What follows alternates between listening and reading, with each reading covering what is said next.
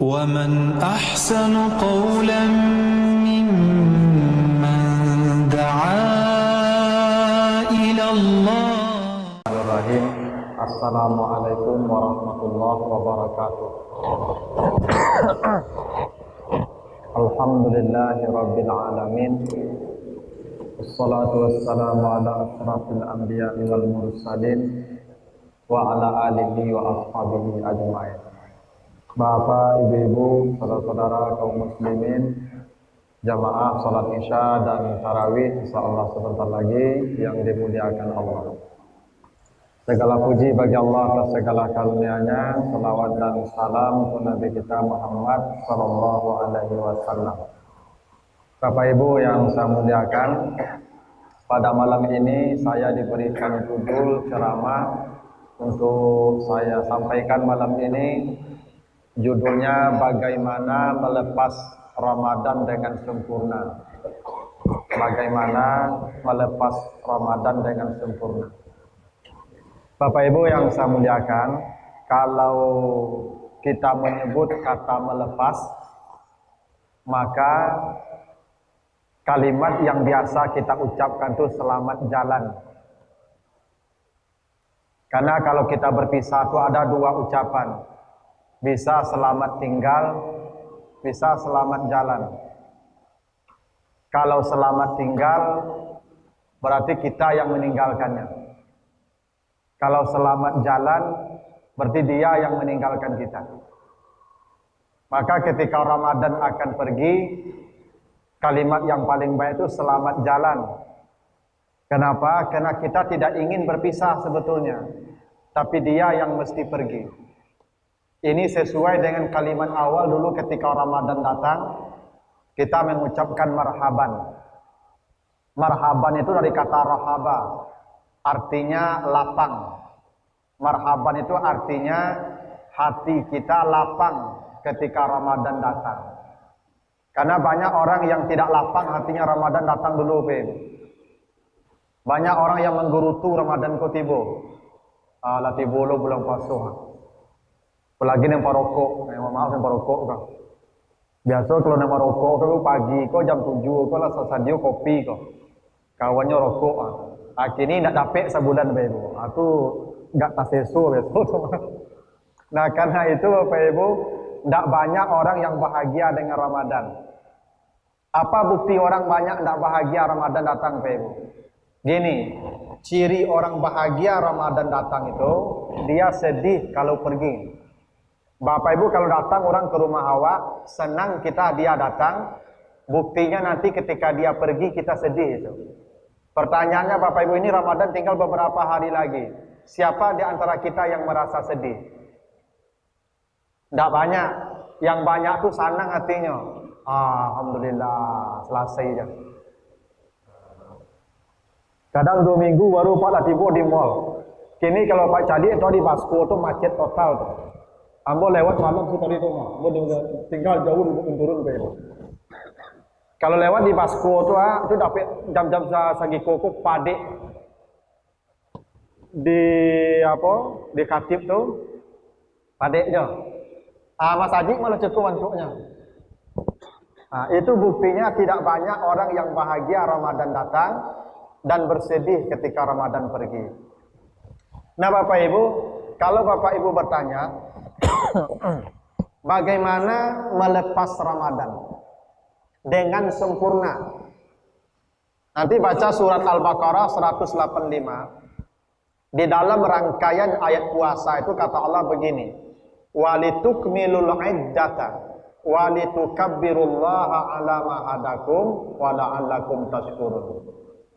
Kata Allah, sebelum kalian bertakbir, Allahu Akbar, Allahu Akbar, Allahu Akbar, sebelum itu kau ucapkan kata Allah, sebagai bukti engkau bergembira nanti, sempurnakanlah semua bilangan. Walitukmilul iddata, sempurnakan semua bilangan. Bilangan apa? Bukan hanya soal hitungan puasa selama sebulan, tapi semua rangkaian ibadah di dalam puasa itu kata Allah, kamu sempurnakan dulu. Ada hal yang menarik Bapak Ibu. Kalau Bapak Ibu cermat memperhatikan ayat-ayat yang mengatur tentang puasa itu, surat Al-Baqarah 183 sampai 187. Ada 5 ayat itu. Allah mengatur tentang tata cara puasa. Yang mana Allah suruh kita sempurnakan menurut aturan itu. Menariknya, di tengah Allah menjelaskan tentang tata cara puasa itu, Allah menyelipkan 4 perkara yang sepertinya tidak menyambung dengan puasa, tapi isyarat dari Allah itu amal yang harus kamu sempurnakan di dalam puasa. Mari kita lihat satu-satu. Bagaimana menyempurnakan ibadah dan apa ibadah yang mesti disempurnakan selama puasa. Yang 4 tadi. 1. Di ayat 184. Ayat 184 itu Allah berfirman begini.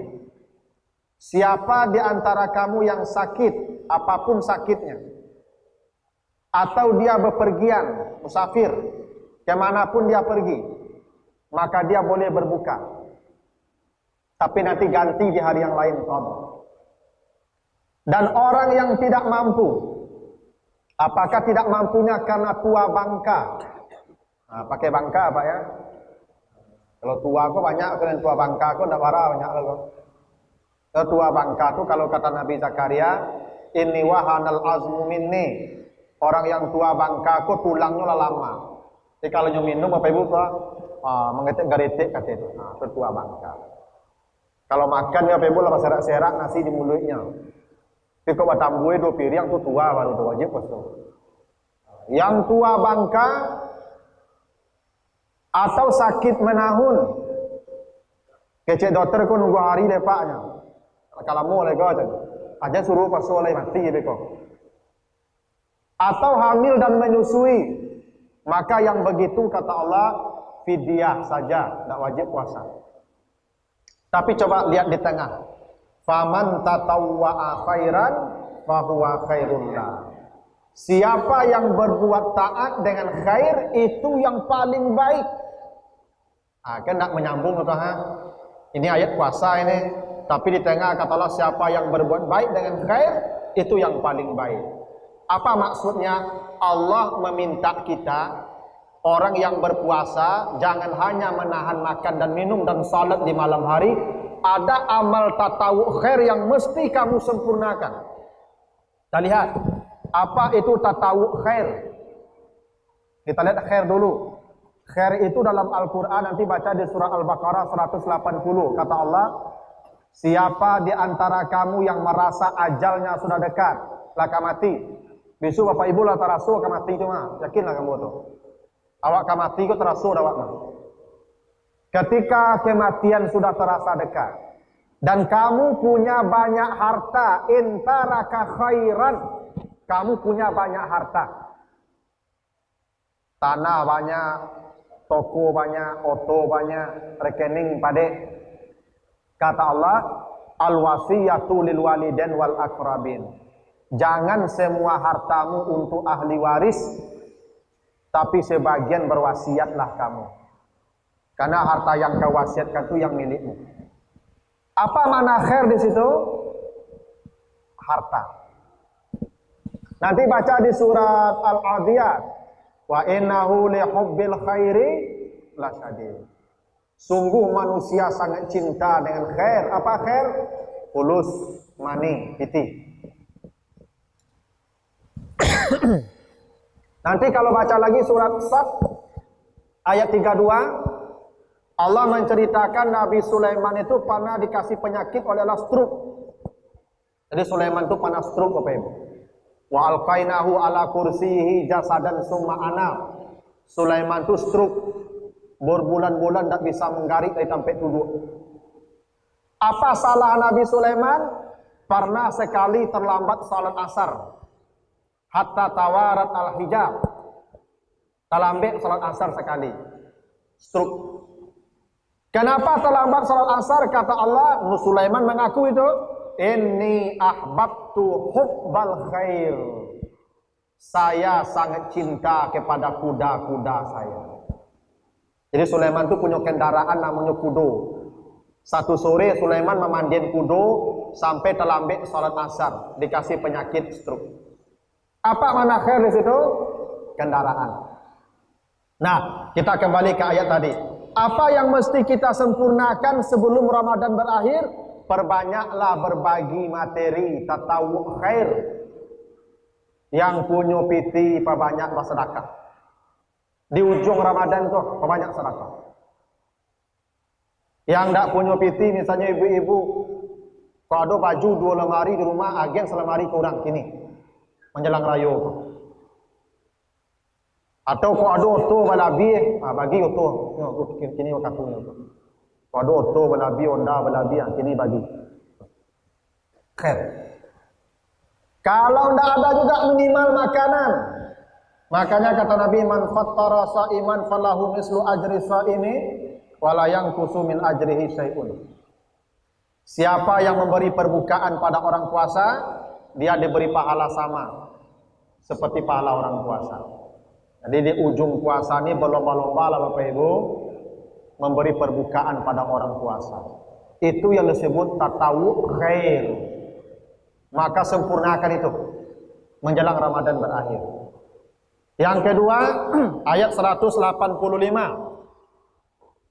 Ayat 185 itu Allah katanya begini. Siapa yang melihat bulan, puasa. Siapa yang melihat bulan, lebaran. Jadi mulai puasa, mulai lebaran itu bulan, lihat. Tapi kata Allah di awal apa? Syahrul Ramadan allazi unzila fihil Qur'an hudan linnas. Bulan Ramadan, bulan turun Al-Quran, petunjuk bagi manusia. Apa hubungannya? Tidak ada hubungan dengan puasa itu. Tapi itu isyarat dari Allah yang mesti Bapak Ibu sempurnakan dalam Ramadan ini Al-Quran. Mulai nampak hilal 1 Ramadan sampai 1 Syawal, jangan pernah berpisah dari Al-Quran. Karena itu ada hadis Nabi, hadis riwayat Bukhari dan Muslim. Ketika Nabi akan wafat, itu beliau pernah berkata kepada Fatimah bahwa setiap Ramadan datang Jibril turun bertadarus dengan beliau. Bapak Ibu kalau baca sejarah hidup Nabi menjelang Nabi wafat, itu Nabi meninggal di rumah Aisyah. Di situ ada Fatimah anak beliau yang masih hidup satu-satunya. Saat beliau akan sakaratul maut, maka beliau berbisik kepada Fatimah 2 kali. Bisikan pertama Fatimah menangis, bisikan kedua Fatimah tertawa. Aisyah lihat heran. Kok bisa bisikan 2 kali responnya berbeda? Setelah Rasul wafat dikebumikan, habis selesai, datanglah Aisyah menemui Fatimah. Aisyah ingin tahu apa yang dibisikkan Nabi menjelang wafat itu. Maka kata Aisyah, ya Fatimah, bolehkah saya tahu apa yang dibisikkan Nabi kepadamu 2 kali menjelang beliau wafat? Karena saya lihat bisikan pertama engkau menangis, bisikan kedua engkau tertawa. Kata Fatimah begini. Pertama ayah saya berbisik kepada saya, wahai anakku, setiap Ramadan datang Jibril turun bertadarus dengan saya. Tapi Ramadan kali ini dia tidak akan datang lagi. Maka saya menangis karena saya tahu beliau akan meninggal dunia. Tapi bisikan kedua beliau berkata, wahai anakku, engkaulah orang pertama lahaqan bi yang akan menyusulku. Saya tertawa karena saya diberitahu orang pertama yang mati setelah beliau. Kira-kira kalau ibu-ibu dibisikkan dek suami dia tuh kira-kira. Kau suami lah mati, kau sakaratul maut. Tanya bisik ke ibu, seminggu sudah mau mati ibu, alih senyum ibu tidak ada. Tidak apa selang tu ya, boleh satu lah. Tapi poin kita tidak di situ tadi. Apa kata Nabi kepada Fatimah? Setiap Ramadan datang, Jibril turun bertadarus. Lihat bahasa Nabi Bapak Ibu, bukan membaca Al-Quran, bertadarus. Beda kalau membaca Al-Quran itu tilawah. Bismillahirrahmanirrahim, alhamdulillahirabbil alamin, itu namanya tilawah. Kalau tadarus dari kata daras. Dari kata itu ada kata madrasah, tempat belajar sekolah. Apa makna tadarus? Tadarus itu artinya mempelajari isi Al-Quran, bukan membaca Al-Quran. Jadi amal yang paling hebat di bulan Ramadan bukan membaca Al-Quran, bukan. Tetapi mempelajari isi Al-Quran, bertadarus. Bapak Ibu baca Al-Quran satu ayat, tapi paham isinya, hudan linnas, lebih besar nilainya daripada satu juz. Tapi hanya dibaca. Kenapa? Karena kata Allah, Al-Quran di bulan Ramadan itu hendaklah dijadikan hudan, bukan bacaan, tapi hudan. Karena ada orang yang tidak mengerti, Bapak Ibu. Sekarang kita berceramah ini namanya tadarus ini. Karena saya menyampaikan isi Al-Quran ini tadarus. Ada orang, Bapak Ibu, orang ceramah, anyopai ke subik baca Quran surang, rugi. Padahal kalau nyodanga ceramah aku lebih gadang daripada baca Quran di belakang rumah. Dan karajonya lebih murah lagi. Kalau baca Quran di belakang tu panik mato, padi mato, panik pinggang. Dan ceramah bisa janda-janda sedikit tonggak, sedikit tembok unju-unju mengantuk-ngantuk bagai. Pahala gadang lagi. Itu makuk beribadah ko jo ilmu pak ada cubu-cubu tu beribadah. Ya. Ya karena tidak tahunya itu, ingin mengajar Al-Quran kok khatam, padahal yang diminta Allah bukan membaca Al-Quran tapi bertadarus, menjadikan Al-Quran sebagai hudan. Nah, makanya Bapak Ibu, sempurnakan ibadah Al-Quran itu. Kalau bisa Bapak Ibu setiap hari lah mengadakan kajian Al-Quran. Yang ketiga di ayat 186. Ayat 185 puasa, 187 puasa, 186 kata Allah, wa iza sa'alaka ibadi anni fa inni qaribun ujibu da'watad da'i iza da'ani. Kalau hambaku bertanya padamu Muhammad tentang aku, katakan aku dekat, saya jawab doa mereka. Kan tidak menyambung nih Pak nih. Kita bicara puasa tapi di situ ada doa. Bapak Ibu selama Ramadan ini ibadah yang mesti disempurnakan tuh diperbanyak, tuh perbanyaklah berdoa. Kenapa kita disuruh berdoa di bulan Ramadan? Kata Allah, fa inni qaribun, saya dekat dengan orang puasa itu. Manusia ini dekat dengan Tuhan dua saja Bapak Ibu. Satu, kata Nabi, aqrabu ma yakunul abdu min rabbih wa huwa sajidun fa aksiru fihi du'a. Ketika bersujud, maka ketika sujud kata Nabi, lamakan sujudmu, perbanyak doa. Karena ketika bersujud kok setan takut. Orang kalau bersujud setan menangi, Bapak Ibu. Terisak-isak setan menangi cari orang bersujud karena pantangan setan ku sujud. Yang kedua ketika perutnya kosong. Orang kalau perutnya kosong, Bapak Ibu, dia dekat dengan Allah, jauh dengan setan. Makanya orang puasa kok, Bapak Ibu, tak taluk setan loh, Bapak Ibu. Apa bukti setan nak taluk orang puasa tu, Bapak Ibu? Kata Nabi begini, iza satama ahadukum falyakul ini saimun. Kalau kamu dicaci maki orang, katakan ambo puasa. Tuh. Kalau kata setan, kalau Bapak Ibu dicaci maki orang, kecek setan lawan. Itu kecek setan. Tapi Bapak Ibu yang puasa, ambo puasa. Maka orang puasa itu mustahil marah, mustahil memaki orang. Kenapa? Al-ghadabu minas syaitan, karena marah itu dari setan. Itu bantu orang kalau berang, Bebo udah bantu orang loh. Jadi lah bantu orang berang, Bebo udah bantu orang loh. Merah bantu. Jadi suami kalau berang ke ibu-ibu di rumah jangan dilawan, jangan didangah pada dia lah. Itu udah orang loh. Tapi jadi kecil loh ke anak itu setan menjadi ibu berang mananya gue Bebo. Pokoknya tanang selasa berang apa-apa tanang. Karena orang marah itu kata Allah, kata Nabi sedang dikuasai setan tuh, kok orang berang tuh mari ari mengecek walaupun daki awak. Karena setan mari ari mengecek. Karena itu orang kalau puasa tidak mungkin dikuasai setan, karena setan jauh dari orang puasa. Karena itulah kata Allah, perbanyak berdoa. Tuh. Kalau lagi di ujung-ujung Ramadan ya, perbanyak berdoa. Terakhir kata Allah di ayat 187, wala tubashiruhunna wa antum akifuna fil masajid. Ini ayat tentang puasa, tapi kata Allah di penutup ayat itu jangan kau bergaul dengan istrimu ketika sedang i'tikaf di masjid. Ini ayat puasa ditutup dengan i'tikaf. Artinya Bapak Ibu, di penghujung Ramadan usahakanlah i'tikaf. Apa itu i'tikaf? Lubsun fil masjid fauqa qadri tama'ninatis shalah. I'tikaf itu artinya berdiam di masjid seukuran tamaknina salat. Bapak Ibu sujud berapa lama sujud? Setengah menit duduk di masjid itu i'tikaf, dengan catatan masuk tadi niat sengaja aku i'tikaf. Nawaitu i'tikaf fi hadzal masjid madumtu fihi. Sengaja aku niat i'tikaf selama aku berada di sini. Maka rugi Bapak Ibu yang setiap masuk masjid tidak berniat i'tikaf, rugi. I'tikaf pun tidak mesti berhari-hari. Tidak mesti berjam-jam. Setengah menit saya cukup, asalkan ada niat.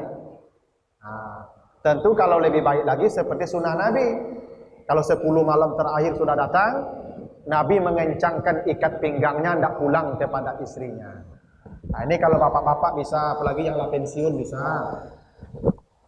Tapi kok yang kerajo aja lah, itu ngantuk-ngantuk di kantor, itu apa alasan bagus gak ada kerajo kok. I'tikaf, tidak bisa lah Pak. Kerajo ko wajib, cari nafkah ko wajib, i'tikaf ko sunat.